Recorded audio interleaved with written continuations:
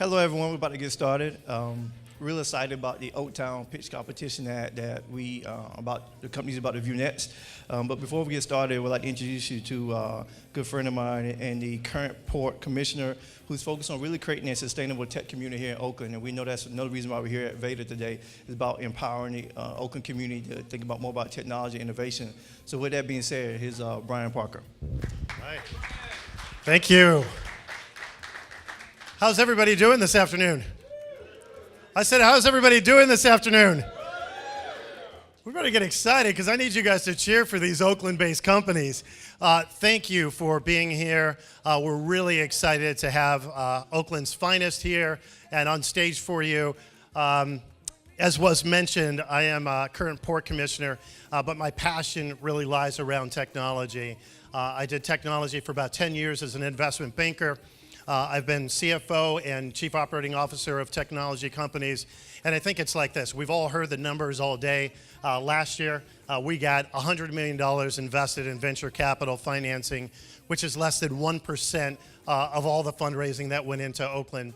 If we look out, and we look out at a future which we really believe in over the course of the next 4 years, if we were able to get 10% of the current number, that would be $1.2 billion that would find its way into Oakland.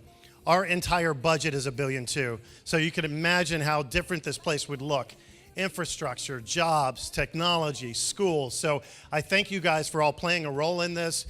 We have a group of us come together to help write a plan for a sustainable tech ecosystem, including Ezra, some of your judges, Wayne, and we're really excited about it. So I think there's an opportunity, even after this conversation, to come up to one of us and say, hey, I'd like to participate, and just help us understand how we create this ecosystem that we're trying to do. So I came up with others of doing an Oakland Tech competition. We wanted to say that while we are building something, we already have a substantial tech base here, and we have some companies that we're extraordinarily proud of. So without further ado, they're going to come up, we're going to get them judged, and we're going to give out, I guess we're going to give out prizes tomorrow. But anybody that would like to learn more about our effort or be involved in helping us build this thing, please come up and see myself or see Kim. Kim, please raise your hand.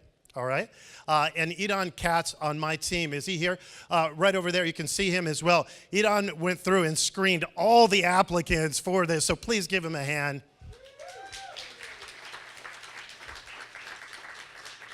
And if you guys would like to find me, just last thing, brianparker.org and Twitter at brianparker2014. So without further ado, let's get it started. Awesome. Thank you, Brian. As Brian said, yes, what seems to be the theme today, especially we have MC Hammer here, is like, let's get it started. And we're pleased to have the Oak Top 5 in terms of startups. But before we can bring the startups, of course, we needed judges. And without further ado, I'd like to bring the judges on stage. We're going to start with Mr. Eric Moore, who you heard from earlier.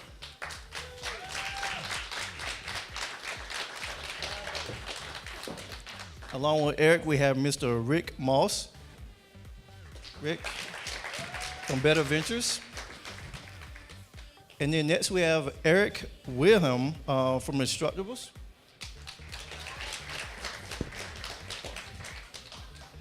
And then last but not least, we have JB, it says Mike John Baptist. Nice to meet you, John. Great. One quick thing, we're also going to have a dinner tomorrow night at 6 over at Boca Nova to celebrate the winner of this competition. So anybody who has not gotten a ticket to that, please see Kim up front. It should be really exciting. We'll have some music, some drinks. We'll be out on the balcony, and we'll celebrate one of these fine winners. Awesome, awesome. And along with that, in terms of the winners, this judge panelists currently, they are going to select the winner from this current 5 and to be announced tomorrow at 5 p.m. back here at Vator. So the group you're about to see, one of these is going to be the winner announced tomorrow. So excited about that, excited about the companies that we're about to see. So everybody get ready. We're about to start the pitch competition, and each team has 3 minutes to pitch and then 5 minutes Q&A. And judges, get ready. All right. All right. So my name is Lei, and I'm founder and CEO of a company called Yozio, the mobile growth platform that can help you grow your mobile user base 10 times faster than your competition. Everybody knows that the mobile is the future. but a lot of you also know that getting users to install your mobile app is very hard. According to Nielsen Online, most of the mobile users have less than 50 apps installed on their mobile devices. And worse, only 16% of users will try an app before they give up. And 2 out of 3 users will use less than 6 apps on a weekly basis. Those are very daunting numbers. What if we can help mobile apps grow their user base like Facebook and Netflix, but without the cost and delay of building these similar in-house growth solutions themselves? With that, we assembled a team of the best growth experts and data scientists and made mobile growth super easy. Once integrated, Yozio will automatically scan your existing data for growth levers, and then we'll present you with the tailored growth recommendations to grow your mobile audiences. Lastly, Yozio allows you to execute these recommendations with powerful tools and simple workflows.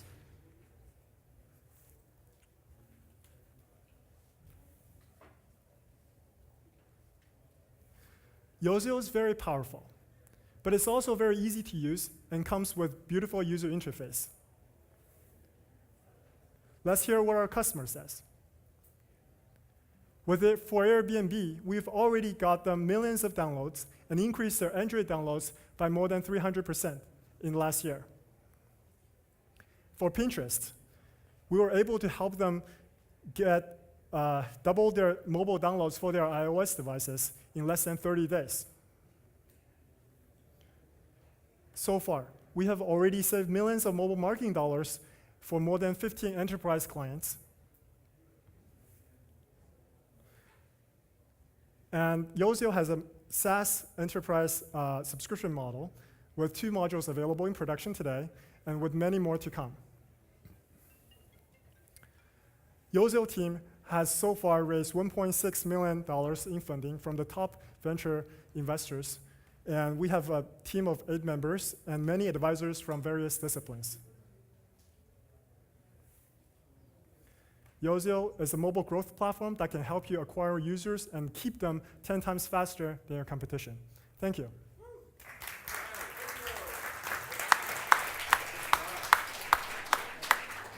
Okay, judges, we have 5 minutes for Q&A. Let's start with, say, what do you think about Yozio? I think it's interesting.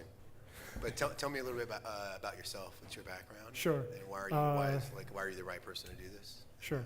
I used to be working on Yahoo front page as a part of their personalization effort to help Yahoo drive engagement on Yahoo front page itself. And I was also hired by Netflix as a part of their marketing team as an engineer. And during those period of time, my friends and I learned tremendous amount of knowledge about how to acquire users, engage with them throughout their entire life cycles. I like that you cite Pinterest and Airbnb and those great results. That's pretty attractive. I think any investor would sit up and take notice. Can you talk about your overall traction in terms of like total numbers and your sort of up into the right momentum? Sure. So in the past 2 years we've been at it, we've been learning a lot about how to engaging with user and then making sure that user don't turn away, specifically on mobile itself. And it's been a really, really interesting journey for us. And we've explored many, many different solutions, including A/B testing, viral referral, smart landing pages, first-time user experience personalization, and really come up with a bunch of really awesome use cases. And with those use cases, then we productize them into growth solutions. And then right now we're building about 5 to 8 different case studies, which included Airbnb as well as Pinterest. And that's what we have been focused on lately. Can you share your opinion on mobile web versus mobile apps? Does your service help a customer determine whether a mobile web version would be just as powerful or better than an app?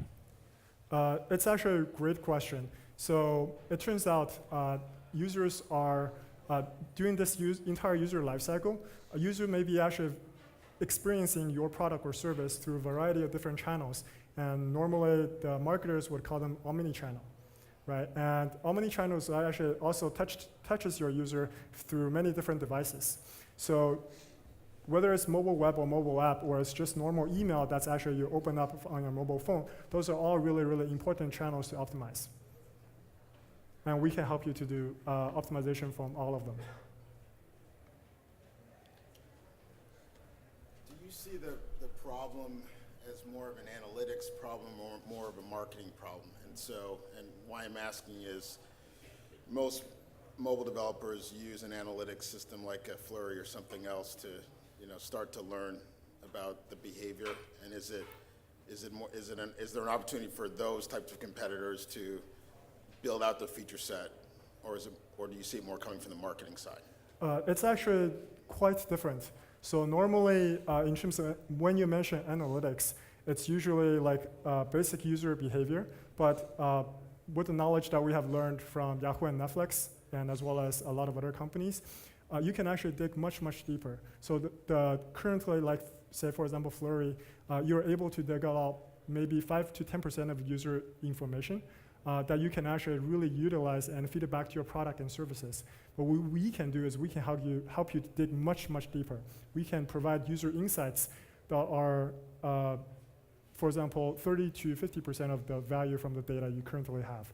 We do it in such a fashion that's as completely automated, where prior to Yozil, you would have to spend $1 million, hire like 5 to 10 data scientists, plus a growth hacker, plus designer, plus very, very smart product people to work together to think about all of these. We pretty much automate this entire team into a cloud storage box. And we would actually automatically generate these recommendations for you from the machine based on our prior knowledge. So you don't have to spend a lot of money to acquire these talents anymore, which is very, very hard to find anyway. Are Pinterest and Airbnb paying customers? Yes. And Go ahead. No, go ahead. along those lines, how do you make money or how do you price? Sure. It's an enterprise SaaS business model. It's very, very similar to Bright Edge. We currently have 2 modules that are charging between $1,500 to $5,000 a month. And these are our partially completed products comparing to what our final vision is. And we're increasing our LTV as we speak. Awesome, awesome. Just give it up for Yosi.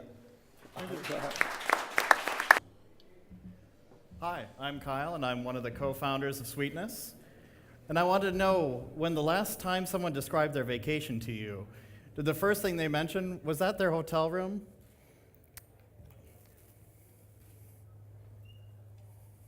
Oop. Back to Jagger. Sorry, there we go.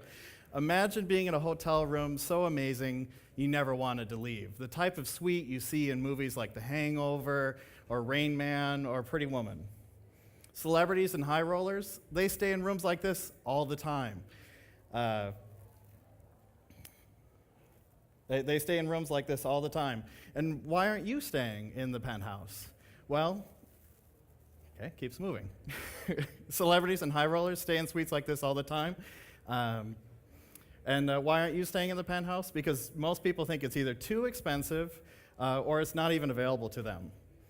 But the truth is that there's hundreds of these suites sitting empty in every major city around the world.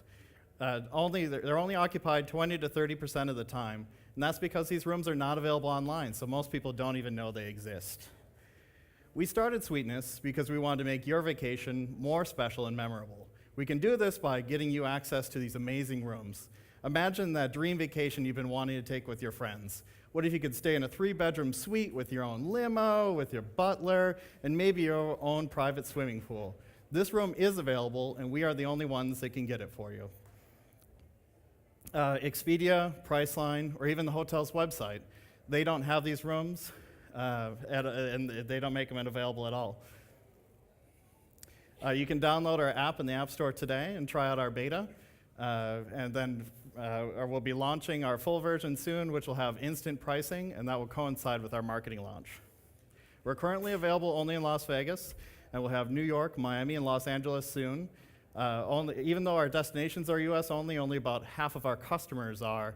A lot of our customers come from China and the UAE. We work with a lot of great hotels to make this happen. and they love working with us because we can double their bookings on their highest value inventory. So we're adding new hotels all the time. We're skimming the cream off the top of the $171 billion luxury hotel market. And we're focusing on just the top 3% right now, but we'll be expanding to that other 97% in the future, so we become the destination for luxury hotel buyers. We only take the standard 10% commission that travel agents normally take, so hotels love working with us. We can do that because our average booking is 10 times larger than most OTAs. We're a team of experienced startup founders. We've started and had multi-million dollar exits. Members of companies like Yelp, Apartment Lists, and Votizen. You can check us out on Vator or email me directly. Thanks. That thing was random. Awesome. So judges, you want to use sweetness? You want to invest in sweetness? What do you think? You want to stay like a celebrity?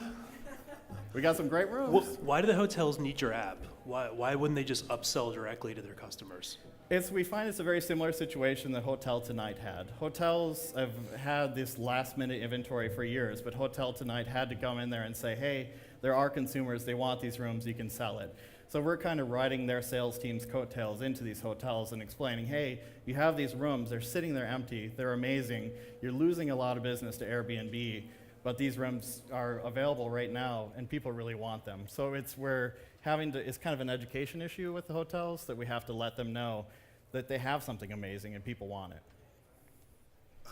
Can you talk a little bit about traction, how many customers you guys have, and then as an adjunct to that, what would stop Hotel Tonight from adding this feature to what they currently have? So they've been focusing on the last-minute inventory. So we sell somewhat of the same inventory, but in two different ways. They're focused on taking care of the last-minute customer, and then we come in and our typical booking window is somewhere between 90 and 120 days out. So we're a much more advanced customer base than they're looking at. And sorry, I lost the first part of the question. Traction, like how many customers you have, how many people are using? We have, right now it's like in the dozens of bookings per week. We have absolutely no marketing, no public launch. We're trying to keep it quiet for the moment because it's the fairly manual process. So with the automatic process, then we're going to blow it up from there and give away some pretty amazing bachelorette parties in Vegas to promote our launch. I can see how this could be a big win for the hotels and for the patrons. I mean, who wouldn't want to stay in one of those suites if you can?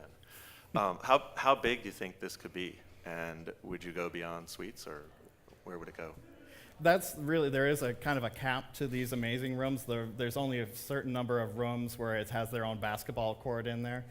So we can sell those out. So our plan is we can double that right now, and that's about 3% of that $171 billion. That's the cap for this suite space. And what we really need to do is expand down to cover all the rooms. If you're the type of consumer that only books at 4- and 5-star hotels, we want to make sure that we have all those available for you in our app so that you're not going to have to go through Priceline. And frankly, this could be your assistant doing it anyway for a lot of our customers, but they're going to launch the app and just make the whole booking process a lot easier for the luxury traveler. So I have to say, over the 20 years of my career, I've only stayed in a suite once. And I got upgraded once, and it was the best 2 days of my business life. I canceled half of my meetings on that trip. Mandalay Bay, true story. Oh, yeah. So this sounds like an incredible type of service. How much automation has been done on the back end, on the inventory side, or in collecting the available market? How much has been done, and how much do you need to do for you to be successful, do you think? Well, it's a shockingly manual process today. Yeah. So what happens is you go and you put in your request. We email all the partners that we have already collected their inventory, so we know that Mandalay Bay has the type of suite that meets your needs. Because we're not going to put a business group in the Hugh Hefner suite at the Palms. So we definitely tailor everything. Okay. So we tag it and pull, and that's completely manual because that data is not out there. These rooms are literally secret rooms. And we've actually found that there's thousands of them in Las Vegas. Other cities, it seems like there's more, like hundreds of them. So we just it's a manual process of collecting all that. But what we can do is we're in the future, we're going to be using the same back-end system the Hotel Tonight uses to talk to the hotels. We'll be using that to actually automate the whole process completely, because we already have the data, we know where the rooms are, we know what's great for your group, and we can just connect you right away, and we already do the price negotiation ahead of time. Makes sense. Yeah, Mandalay is a great partner, so if you want to stay again. I'm going to download the app right now. Awesome. Well, let's. I think one thing maybe good marketing is like, the judges give out, let them try sweet. Don't forget about me as well, right? All right. So let's give it up for sweetness. All right, guys. Good afternoon. Thank you so much for inviting us here. We're actually based a few blocks away, so it's an honor to be up here and be able to present quick little rapid-fire backstory and what we're up to at Back to the Roots. Yeah, take a quick step back. We started this in our last semester at college. We were both seniors at UC Berkeley. Heard that you could potentially grow mushrooms on coffee waste. Had just signed an offer to be an investment banker in New York. Nick Hill had just signed an offer to be a consultant in SF.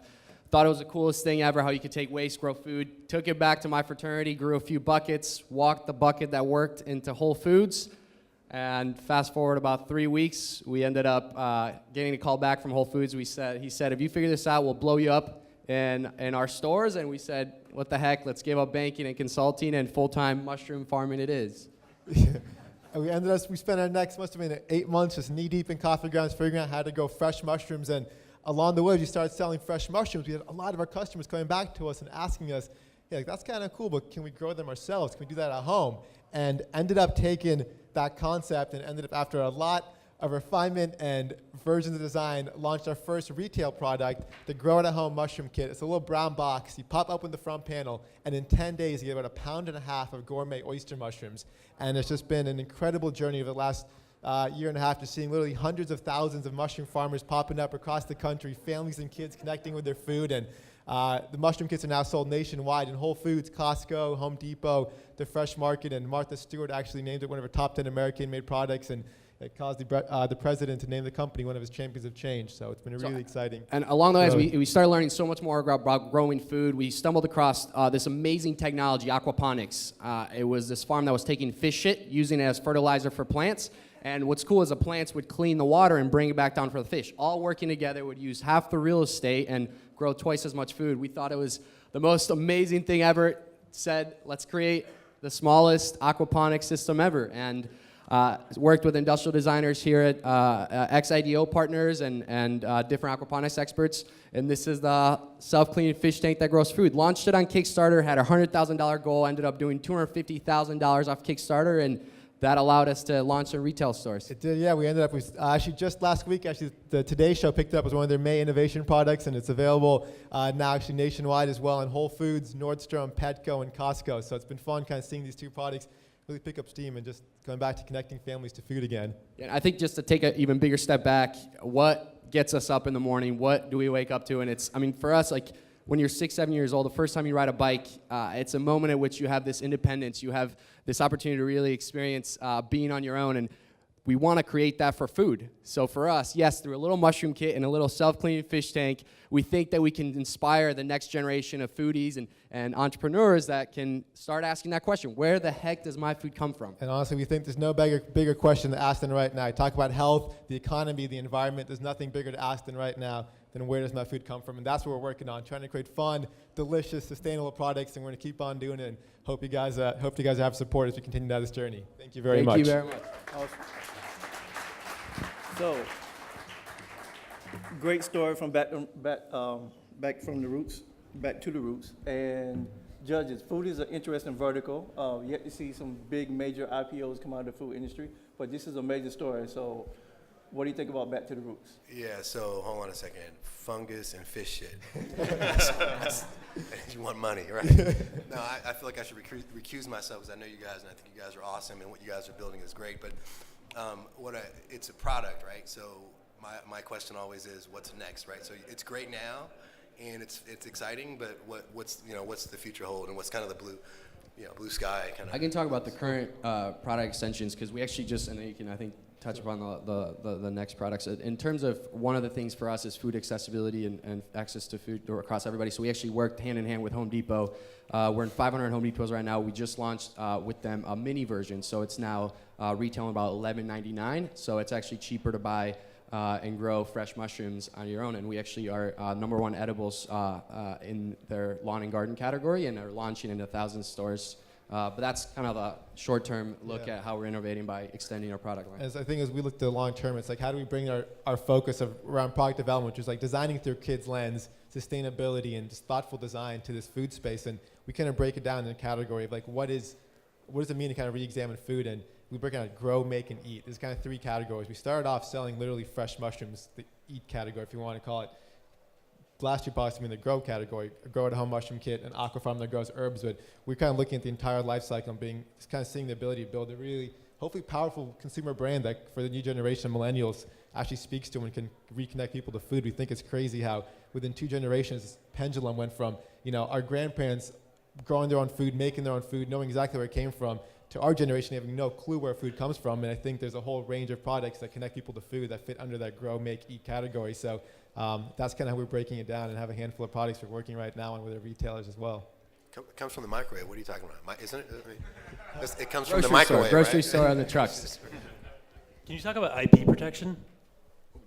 Ironically, literally just got a call right before this. We just got the design patent for 14 years on the aqua farm, and we have utility patent on the mushroom kit box because we're the first to invent the little brown box. So there's a few people that are now doing it, but. I feel like we're on Shark Tank here. This is like the congrats, guys. I mean, between the online judging portion of this competition and today, I saw the aqua farm in my local Whole Foods at Harrison and 27th, so congratulations there. And the price point, from what I saw, was about $59.99 or something like that. Give us a sense of the retail economics, and do you see that as a profitable business, or is it part of a broader product strategy to just kind of own this category? Yeah, so the product itself, it's $59.99. Actually, Costco has at $50, but we can't tell anybody yet. Okay. So the product itself, I think our whole idea too was how do we design a product that has everything included. So it's not where you're having to buy the rocks for the fish tank outside, where you even have to spend an extra $8 for a fish. You have to buy seeds. You have to buy all the rocks. The aqua farm has 24 inputs inside already, so it has the shell for you to grow it. It has all the aquatics inputs. It has even a fish coupon from Petco that you can go and redeem in all the Petco stores nationwide. It has the seeds, all organic seeds from Seeds of Change. You can grow with 4 different varieties. So our idea is how do we compact everything into a $60 item, but the idea is you can continually keep regrowing food, and it is definitely an item that for us that hope to inspire kids and families to kind of move forward and try other products. So it's definitely a stepping stone to where we're heading. I know you asked about profitability too in that question too, so that's one thing. I know we did mention the slides here, but up to date, we're still both equal owners of the company, 50-50. We've raised, it's all been debt financed so far, and we actually, really cool Oakland partners, One Pacific Community Bank, and then Fund Good Jobs out here in Oakland too, gave us a convertible note recently. So really just that's a big part of it too, is trying to be proud of where we get our capital from, and but up till now, it's all been debt financing, and we've been growing profitably year over year.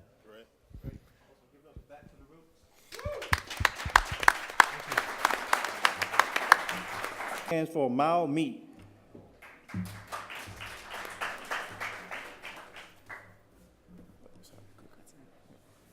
Hi, my name is Mark Pfluger, and I'm the founder of MileMe. Let me ask you a question. Who here drives their car for business? And do you deduct or expense those miles? Okay, and do you keep an up-to-date written log?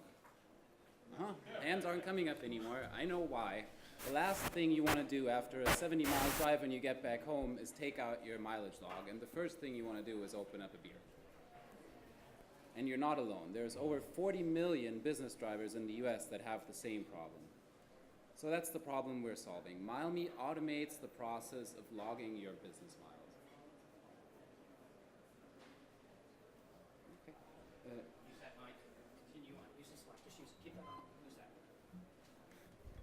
Sorry about that. Oh.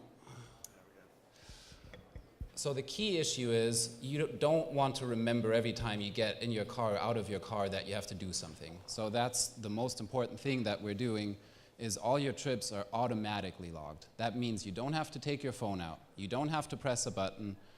It just runs in the background and logs all your trips. So how does that work? We developed our own technology that does not rely on GPS, but on other sensors and other location sensors in your phone. So the impact on your battery life is really minimal. That's the first step. There are other things we do to make your life as easy as possible while you're doing this. One thing is we're matching your calendar entries to your trips. Another thing is we learn from everything you enter so you don't have to do it twice. So imagine it's the end of the month, you're sitting in front of your spreadsheet, you're supposed to turn it in a couple of days with all your trips. With MileMe, that spreadsheet automatically fills up and all your trips are there. And your calendar entries are automatically matched to those trips, so the purpose is already set. So all you have to do is enter what was business and what wasn't. And if you took a little bit of time during the week to set a couple of trips, we learn from that, and so most of your information will already be entered and you're pretty much done. In our market research, we've identified that our early adopters tend to be rather young, tech-savvy, and obviously they drive a lot for business. So here are some of the verticals we're going to concentrate our sales and marketing efforts on. So that's MileMe. We've combined machine learning and your data to automate the process of logging your miles. That same idea, or those same principles can be used for a whole range of business apps for the small, medium business market. Automate business processes to the point where they're so easy you're actually going to do them and it's not going to be a hard thing to do. My name is Mark. Thanks for your attention. Sorry. Okay, judges, MileMe, smarter business, larger miles. What do you think? Oaktown top 5. Great idea. You guys hear me? Great idea. There we go. Great idea. In past lives, I've had like paper notebooks in my glove box and try to scribble down my mileage, and I forget, and I try to remember, well, when did I drive here or there? And so I can totally see the need. My question is, investors are often looking for things that can be really, really big, and this could, some might think, well, this looks like more like a feature or a product rather than a company. So where does this go? How could this become, a really big standalone company that's successful and has incredible commercial success? So the bigger idea behind it is it's all about the execution. It's all about the execution using everything that's currently available. So for this, for example, we're using pretty much every single sensor in your phone. We're doing it on the cloud, on mobile, a great, simple user experience. And that same idea can be transported to a lot of other apps. And you don't just get the training from one app to the next, you also build up your market, and you can tap into the existing market share that you build up app by app. So that's really the bigger idea, is it's not just one app, but it's a whole ecosystem of apps that all tie into the same market, and we're specifically targeting the SMB market with that. Like business travelers specifically, or? Expenses, business travel, time tracking, CRM. Can you give some other specific examples that use the tech you already have? I don't quite get the question. Can you rephrase that a little bit? Can you give some other specific examples? Oh no, this is the first one we've done. We're basically kind of apps you have proving in the mind. concept here that, by taking it to the next level with integrating everything that's available in terms of user data, information, sensors, to make business apps smarter. Mark, can you give us a sense of the competition for the large opportunity around expense management? So the expense management software firms, make a lot of money handling the broader set of travel and entertainment expenses. So what are they doing in this category now, and is that a potential partnership or is it competition for you? I think for us, mainly we're looking to partner with those companies right now, and we're not going after the Fortune 500, Fortune 1000 companies, so we're not directly competing with Concur or anybody like that. We're going after the small, medium business market, and we're looking to partner with people like Expensify or Coupa for them to help us reach those customers. And how would they pay? A rev share. Rev share? Yeah. You seem to be pretty tech heavy. Can you talk about the tech team? Are you the CTO or the CEO? Or? Yeah, I'm the CEO and CTO right now. Yes. And do you have a partner? Yeah, I do have a co-founder. He does mainly biz dev. He also helps out on the tech side a little bit. Okay. All right. Let's give it up for Miami. Thank you. Hello. All right. All right, thanks for having me. I'm Garrett Dodge. I'm the co-founder and CEO of Rockbot. Today I want to talk to you about the future of out-of-home entertainment. So maybe this weekend you decided to watch the Warriors game and you sat on your couch, maybe you enjoyed a beer, and for that beer you probably paid about $1. But maybe you decided to go down to the local sports bar or restaurant, and for that beer you probably paid $6. To the heartbreaking loss of the Warriors, unfortunately. But so what were you paying for? What was that extra $5 for? Well, it was for the social entertainment experience, the entertainment experience that you can't recreate when you're sitting on your couch. Every day, 100 million Americans go out to these brick and mortar businesses, and that social entertainment experience is a key reason why. So at Rockbot, we are the platform for letting customers engage with that experience on premise. We started with music. Let me show you. Music.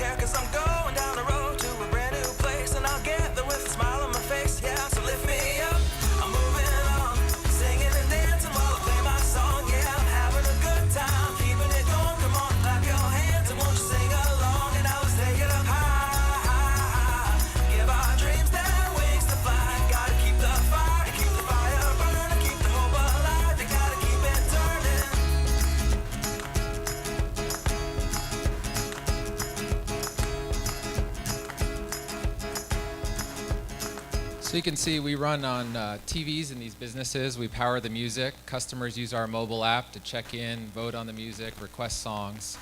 For businesses, they're spending about $10 billion a year on out-of-home entertainment. They're using it to attract customers, get them to stay longer, and spend more money. Music is only the first piece of it. So let me show you some of our customers. We're in places you might expect, like bars, restaurants, Lucky Strike bowling alleys, but also places you might not. Last fall, we launched in JetBlue's JFK terminal. You can pick the music anywhere in the terminal. Pinkberry uses us. We're in casinos. And this year, we launched with Cox Communications, one of the largest cable countries in the country. So this year alone, Americans will spend about $550 billion in bars and restaurants and billions more in retail stores, gyms, casinos. Entertainment is one of the key reasons that customers go there. It's what attracts them and gives them a great experience. Rockbot is the platform for engaging with that. Thank you. Great. Awesome. Okay, judges, the last company battling for Oaktown Top 5. What do you think about Rockbot? First, really cool. Thank you. I like it. Second, one of my friends is in the background in one of those photos, so way to play to your audience. And my main question is there a hardware component to this, and what is it, and is there any way to get rid of it if there is? Yeah, so I like to say we're hardware agnostic. It's a streaming platform. It's HTML5, so literally you could run it on Chromecast, connected TVs. We have native iOS and Android apps. The reality is that most businesses purchase a media player that we sell from a third party because of the reliability and things you need in the actual business environment. So it's a software, software-only solution. Exactly. Okay. Tell me about the admin panel for the bars. How do I, as a bar owner, prevent people from choosing bad music? Yeah, so this is one of the big pain points. Obviously, jukeboxes have been around forever, right? You had CD jukeboxes, and then digital ones came along and said, let anyone play anything, right? And that's how you get the idiot that plays, the same song over and over again, or yeah. So we operate more like the consumer music service, right? You're creating the playlist. We have pre-built lists. You can customize your library.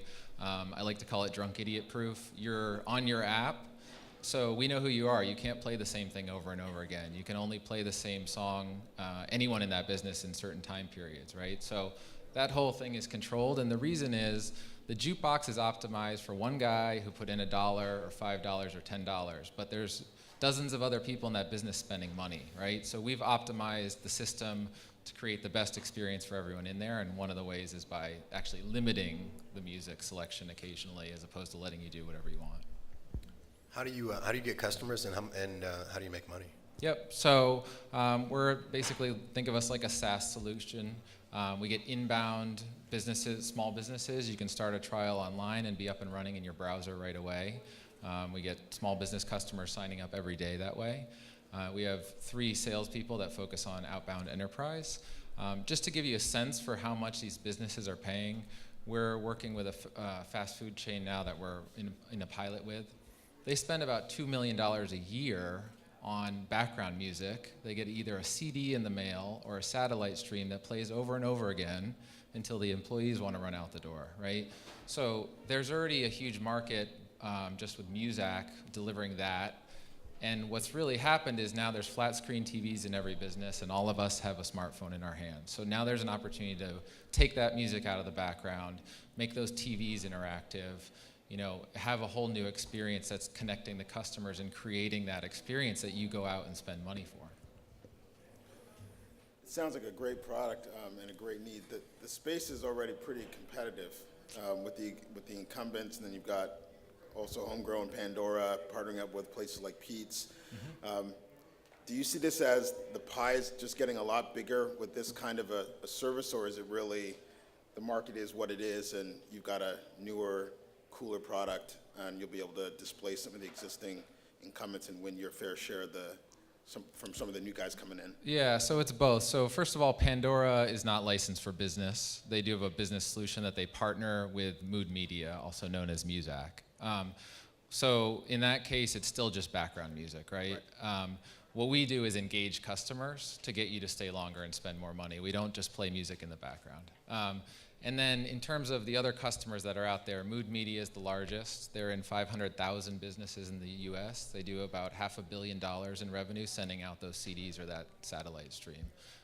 We're doing a couple things. We are replacing them because, and I think Tim Draper maybe was talking about these antiquated areas, you know, where there hasn't been enough competition and service is low. So we're displacing them in bigger and bigger clients, but we're also growing the pie because they make money just by delivering the audio stream. We make money from that, delivering the stream to the business, also from you paying, and we run on TVs in the business that creates an advertising opportunity. So one of the interesting stats the other day, we were looking at our user base. Out of our customer end users that have purchased, 50% have stored their credit card with us. We have people that have spent over $1,000 playing songs in the bar. So, you know, you think of it as a piece of the spend. If you're going to spend $50 on dinner and drinks, it's nothing to spend $5 to request the music or, you know, have another interaction. And that's what these businesses are competing for, is more of your spend. Thank you.